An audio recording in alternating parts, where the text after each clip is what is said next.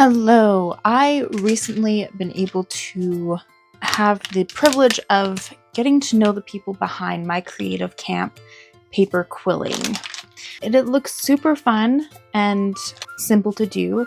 Like if you do want to do something a little bit more detailed, you can also make your own patterns using the Vinci app. So let me show you how. First thing I did was I looked up a reference photo from Unsplash that I think would go very well.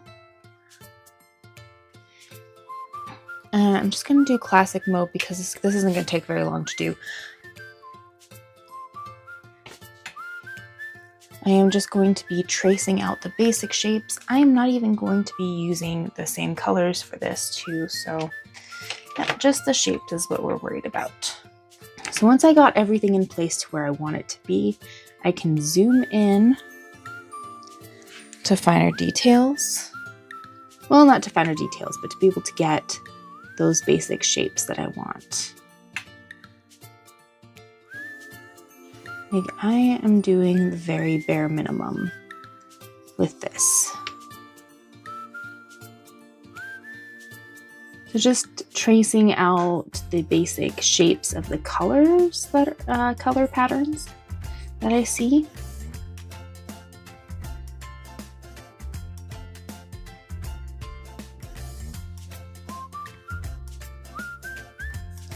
And that is the basics of the shapes there.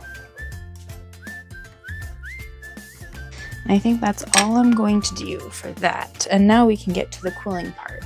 In the small little kit that I got all these different colored paper. I got this tool right here, which you just slip the paper in and you twirl the paper, and then some glue. That's what I got for this. And I don't have black, but I do want to have a dark color for the eyes, so I think I'm going to go with purple for this. Then you're going to take it on paper and you put it down in the slit. There's like a slit right in the middle of it. You're going to want to put that on there. And then you're going to start twirling it. And do nice and tight. And you pull it out. And I think that's actually the perfect size for this. So I'm going to leave it that way, that tight. And you're going to close it, and then you're holding it for a little bit just to make sure it's nice and snug and won't move. And then we're going to put some glue on the bottom just to cover that whole thing up there. And we're going to place it on the paper. Now I want to do the beak, and the beak's going to be yellow.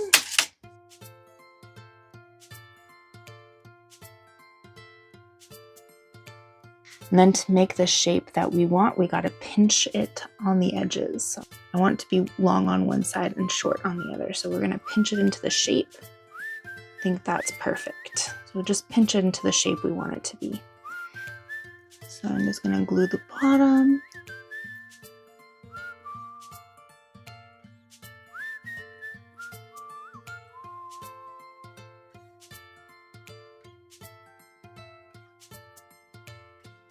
And when you just keep on doing that, I'm going to do little pieces at a time throughout. So just filling it one shape at a time.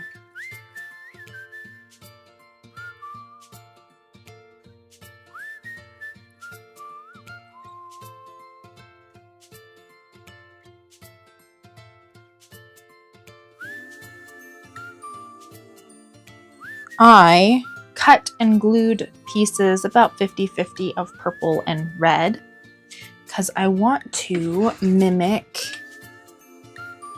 the purple centered feathers with the red edges. That's what I want to try to mimic.